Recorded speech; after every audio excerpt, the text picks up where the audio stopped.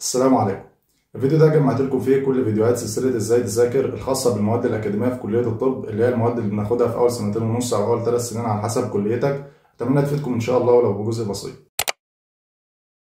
ازاي نذاكر مادة الأناتومي؟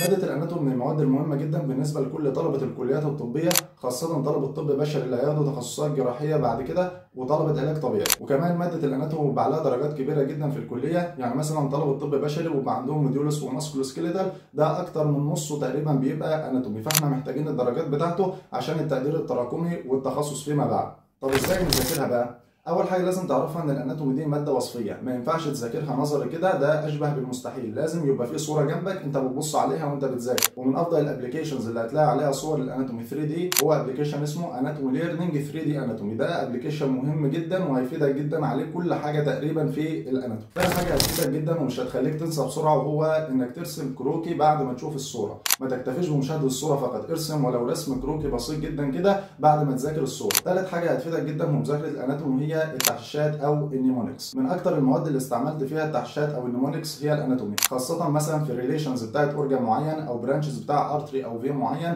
من اكتر الحاجات اللي هتفيدك في حفظ الحاجات دي لانها بتبقى معقده جدا هي النيمونكس او التحشيشات. رقم 4 هو حل الام سي كيو. الاناتومي من المواد اللي ممكن يجي فيها سؤال ام سي كيو بطرق مختلفه جدا، يعني مثلا ممكن يجي كيس معينه، ممكن يجي سؤال مباشر، فلازم تحل ام سي كيو كتير جدا. وافضل المصادر انك تحل منها هو كتاب القسم بتاعك. لو ما فيش مصادر تحل منها طبعا هتروح على شات جي بي تي تحط له المحاضره وتقول لي طلع لي عليها اسئله. من افضل الدكاتره اللي ممكن تسمعهم في الاناتومي هو دكتور سامح غازي، وخصوصا في اساسيات الاناتومي البيزكس بتاعت اول موديول، ودكتور ايمن غفور من احسن الدكاتره في الاناتومي وخصوصا الباوربوينت بتاعته. وفي برضه دكتور وهدان، في برضه طلبه كتير بتحب تسمعه ولكن انا ما جربتوش الحقيقه. ازاي نذاكر ماده الفسيولوجي؟ ماده الفسيولوجي من المواد النادره جدا اللي هتلاقي معظم ان لم يكن كل طلبه الكليات الطبيه بيحبوها، وده لانها بتعتمد في المقام الاول على الفهم بخلاف باقي مواد الكليات الطبيه اللي بتعتمد في المقام الاول على الحفظ. كمان ماده الفسيولوجي ماده اساسيه ومهمه جدا لفهم مواد ثانيه زي مثلا ماده الفارما او معظم المواد الكلينيكيه، خصوصا مثلا ماده زي البطنه.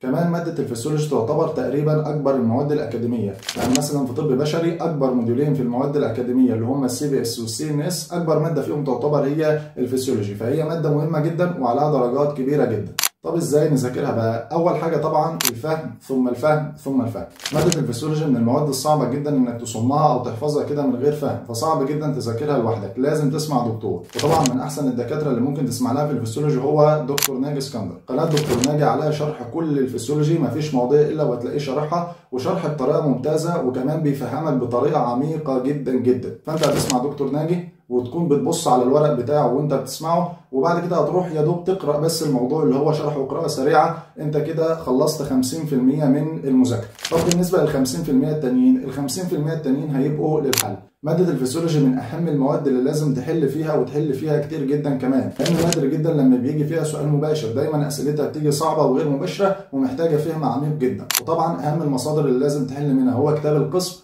أو مصادر الخاصة بالكلية بتاعتك، وطبعا الامتحانات السابقة. وبس كده، انتظرونا في باقي المواد إن شاء الله. ازاي نذاكر مادة الهيستولوجي؟ مادة الهيستولوجي من المواد المظلومة إعلاميا شوية، هتلاقي معظم طلبة الطب بيقولوا عليها إن هي مادة ملهاش لازمة أو علم لا ينفع، ولكن الحقيقة هي مادة مهمة جدا. مادة الهيستولوجي بندرس فيها الشكل الطبيعي للأنسجة والخلايا تحت الميكروسكوب، فأنت لو ما عرفتش الشكل الطبيعي للأنسجة والخلايا في الهيستولوجي مش هتعرف الشكل غير الطبيعي ليها في الباثولوجي. كان في بيت شعر كده لأبو الطيب المتنبي كان بيقول فيه: وبالضد تتميز الأشياء. فأنت لو ما عرفتش النورمال هتعرف منين الأبنورمال؟ فهي ماده مهمه جدا خاصه للناس اللي هيتخصصوا بعد كده ككلينيكال باثولوجيست. تاني حاجه وهي ماده كبيره وبيبقى عليها درجات كبيره جدا، فاحنا محتاجين الدرجات دي عشان التقدير بتاعنا والتخصص فيما بعد. طب ازاي نذاكرها بقى؟ اول حاجه لازم تعرفها ان الهيستولوجي ماده وصفيه زي الاناتومي بالظبط، حتى احنا بنسمي الهيستولوجي مايكروسكوبيك اناتومي، يعني التشريح تحت الميكروسكوب. فمهم جدا وانت بتذاكر الهيستولوجي يبقى قدامك صوره بتبص عليها، وارجوك ما تبصمجش الصور بتبقى متشابهه فلازم تفهمها كويس جدا. تاني حاجه لازم تهتم كويس جدا بالبيزكس بتاعت الهيستولوجي، وهم 3 شباتر اللي هو شابتر السيتولوجي وشابتر الابيثيليوم وشابتر الكونكتيف تيشو. الشباتر دي لو فهمتها كويس الهيستولوجي بالنسبه لك هيبقى اسهل ماده بعد كده. لو ما ذاكرتهاش كويس الهيستولوجي بالنسبه لك هيبقى طلاسم وهتبصمجه وخلاص. بالنسبه لافضل الدكاتره اللي ممكن تسمعهم في الهيستولوجي، لو عايز حد بيفصل لك كل كلمه ويفهمك كويس جدا فطبعا دكتور ايمان نبيل. لو ما عندكش وقت وعايز حد ينجز لك على طول فهتبقى دكتور شيرين حامد. ازاي نذاكر ماده البايوكيمستري؟ ماده البايو من المواد المهمه جدا في الكليات الطبيه، بندرس فيها العناصر الغذائيه الاساسيه للجسم زي البروتينز والكربوهيدرات والليبيدز والفيتامينز والمينرالز. فهي ماده مهمه جدا وهتفيدك في مواد تانية زي مثلا ماده الفارما. كمان هتفيدك جدا لو انت هتتخصص في مجال زي التغذيه او النيوتريشن. بالفعل اساسا في كليه الطب بيبقى فيه موديول كامل اسمه نيوتريشن، ده بيبقى 90% منه عباره عن بايوكيمستري. طب نذاكرها ازاي بقى؟ ماده البايوكيمستري من المواد اللي بتتطلب حفظ كتير جدا، خصوصا في اول موديول.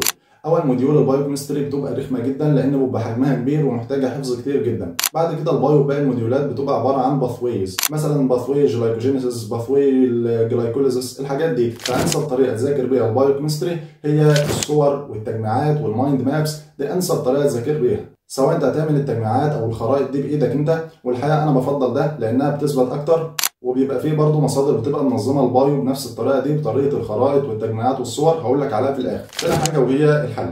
البايوكيمستري من المواد اللي لازم تحل عليها كتير جدا، لان زي ما قلت لك هي بتتطلب حفظ كتير، فعشان تعرف تلم المنهج لازم تحل كتير، لان الحل هيعرفك النقاط المهمه في المنهج اللي لازم تركز عليها، لانك مش هتعرف تلم المنهج كله بالحرف. وطبعا احنا اتكلمنا في نقطه الحل دي كتير، وقلنا ان انسب مصدر للحل هو المصادر الخاصه بكليتك، وخصوصا الامتحانات السابقه. بالنسبه لافضل الدكاتره اللي ممكن تسمعهم في البايو، الحقيقه الداتا الخاصه بماده البايو داتا قليله جدا، حتى لو موجوده فهي مش منظمه قوي. فاحسن دكتور الحقيقه انا سمعت له هو دكتور ابراهيم الحسيني، لان دكتور ابراهيم الحسيني بيشرح بنفس الطريقه اللي قلت لك عليها في الاول، بيشرح بطريقه المايند مابس والتجميعات والصور، ودي اهم حاجه هتفيدك في البايو. حتى كمان المذكرات بتاعته بتبقى مترتبه بنفس الطريقه دي. فانسب مصدر انا شايف انك تسمعه وتذاكر من الكتب بتاعته كمان هو دكتور ابراهيم الحسيني. في برضه دكاتره تانيين زي دكتور محمود الطويل ممكن برضه تجربه.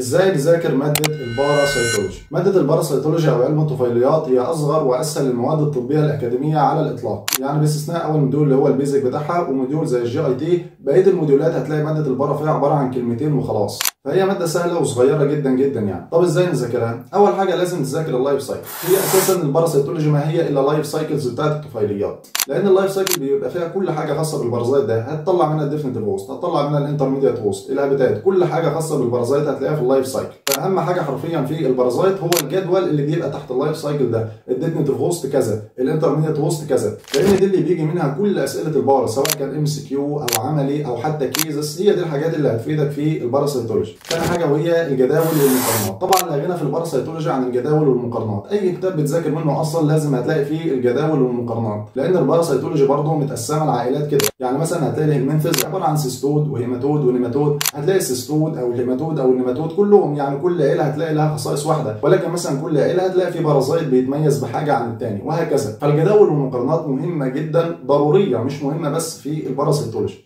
طبعا من احسن الدكاتره اللي ممكن تسمعها على اليوتيوب في الباراسيتولوجي هي دكتور نهى مدبولي. قناه دكتور نهى تقريبا هي القناه الوحيده على اليوتيوب اللي شرح ماده الباراسيتولوجي بالكامل. كمان الكتب بتاعتها جميله جدا ومنظمه برضه بطريقه التجميعات والمقارنات اللي قلت لك عليها. زي ما قلت لكم هي ماده صغيره وسهله جدا، فمش محتاجه كلام كتير يعني، ودمتم موفقين ان شاء الله.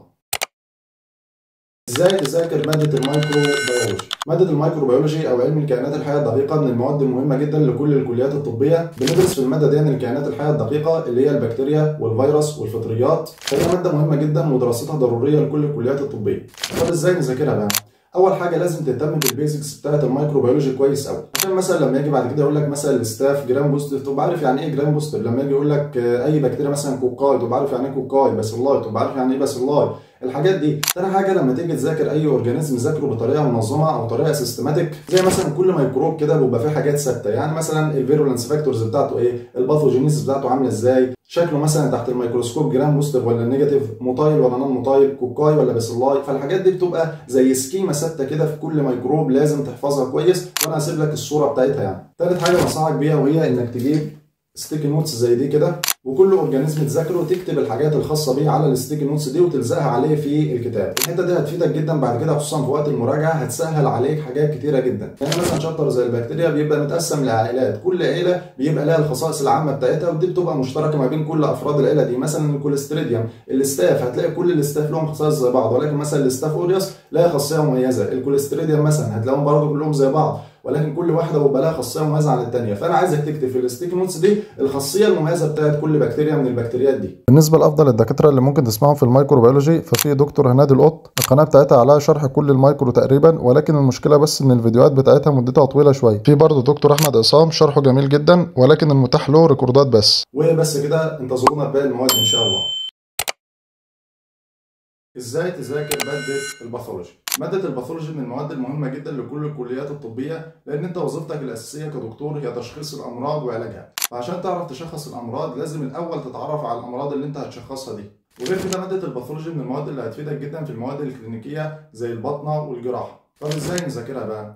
اول حاجه عايزك تعرفها ان ماده الباثولوجي ماده وصفيه زيها زي الهيستو والاناتومي، يعني لازم تذاكرها بالصور. ويا سلام بقى لو ترسم رسم كروكي للدرس كده بعد ما تخلص، يبقى انت كده 10 على 10. ومش عايزك تستصعب الموضوع، انت ممكن تشوف رسومات الباثولوجي في الاول اكنها شخبطه، ولكن الموضوع بسيط جدا. الرسم الكروكي مش انك ترسم الحاجه زي ما هي بالظبط، لا، انا عايزك بس تتخيل الخليه مثلا ترسمها كدايره، الكونكتيف تيشو او الفايبرس تيشو اللي بيبقى بين الخلايا ده مثلا في صوره خطوط، يعني حاجات بسيطه جدا بحيث بس انك تشوف الرسمه دي تفتكر الدرس كان بيتكلم عن ايه. تاني حاجه طبعا لازم تهتم بالبيزكس كويس جدا جدا. البيزكس بتاعت الباثولوجي هي تعتبر نص ماده الباثولوجي بالكامل، فما ينفعش تهملها، لانك لو اهملتها مش هتفهم اي حاجه تاني في الباثولوجي بعد كده. طبعا في بعض الكليات زي كليتنا كده بيبقى وقت الموديول البيزك بتاع الباثولوجي ضيق جدا، ما يكفيش حتى انك تخلص نص الباثولوجي حتى، ولكن ده مش مبرر، لازم تلم البيزك بتاع الباثولوجي حتى لو هتلمه بعد ما تخلص الموديول ده، لانه مهم جدا وهيفيدك في كل الباثولوجي اللي جاي بعد كده. بالنسبه لافضل الدكاتره اللي ممكن تسمعهم في الباثولوجي، طبعا رقم واحد دكتور سامح غازي،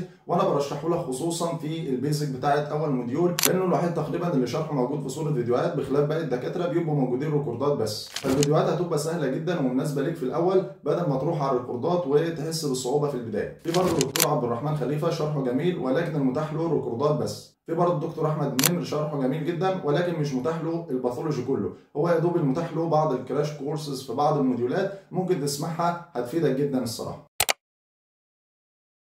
ازاي نذاكر ماده الفارماكولوجي؟ ماده الفارما من المواد المهمه جدا لكل الكليات الطبيه، لان ده طبعا وظيفتك الاساسيه كدكتور هي تشخيص الامراض وعلاجها، فانت تعرف العلاج ده منين؟ من الفارما. كمان ماده الفارما من المواد الممتعه جدا لانها بتعتمد بشكل كبير على الفهم، زيها زي الفسيولوجي كده. طب ازاي نذاكرها بقى؟ اول حاجه لازم تذاكر فيسيو قبل ما تذاكر الفارما. ازاي؟ احنا دلوقتي بنظام الموديولات اللي ماشيه بيه كل كليات الطب في مصر حاليا، المفروض ان احنا بناخد المواد كلها في موديول واحد، فلما تيجي تذاكر الموديول ده قبل ما تيجي تذاكر الفارما لازم تذاكر الفيسيو قبله. طب ليه؟ لانك ببساطه مش هتعرف تفهم الفارما قبل ما تفهم الفيسيو. انت مثلا دلوقتي لو بتدرس الادويه المضره للبول، فالادويه دي اكيد بتشتغل فين؟ على الكدني او الكليه، فانت عمرك ما هتفهم الادويه دي بتشتغل ازاي الا لما تفهم الاول الفسيولوجي بتاع الكليه وازاي الكليه بتشتغل وهكذا. فمهم جدا قبل ما تيجي تذاكر الفارما لازم تذاكر الفيسيو بتاع جزء الفارما اللي انت هتذاكره. ثاني حاجه هي النيمونكس او التحشيشات. طبعا النيمونكس لا غنى عنها في الفارما، ماده الفارما من المواد المهمه جدا والضروريه كمان انك لازم تستخدم فيها النيمونكس، لان مثلا حفظ اسماء الادويه والسايد افكتس والكونترا انديكيشنز، الحاجات دي بتبقى كتيره جدا، صعب جدا تحفظهم كلهم على بعض كده من غير سكيما او تحشيشه معينه تفكرك بيها، فضروري جدا تستخدم النيمونكس وانت بتذاكر الفارما. ثالث حاجه طبعا الحل لا غنى عنه في الفارما. الفارما قلنا زيها زي الفيسيو كده من المواد المهمه جدا اللي لازم تحل فيها، لان الافكار فيها بتبقى عاليه، الاسئله بتاعتها غالبا ما بتبقاش مباشره، فلازم تحل وتتدرب كويس جدا وتتدرب على افكار كتيره جدا. وطبعا احنا اتكلمنا عن نقطه مصادر الحل دي 100 مره قبل كده، وقلنا اهم مصادر الحل هي المصادر الخاصه بكليتك، وخصوصا كتاب القسم والامتحانات السابقه. بالنسبه لافضل الدكاتره اللي ممكن تسمعهم في الفارما، طبعا رقم واحد هو دكتور عبد المتعال فوده. بالتالي يعني محدش هيختلف على شرح دكتور عبد المتعال، يعني شرح الحقيقه في منتهى الروعه. طبعا هتذاكر وراه على كتاب المنصوره، وبعد كده تقرا كتاب القسم بتاع كليتك على السريع. في برضه الدكتور طه شرحه جميل جدا، ممكن تستعين بيه للمراجعه.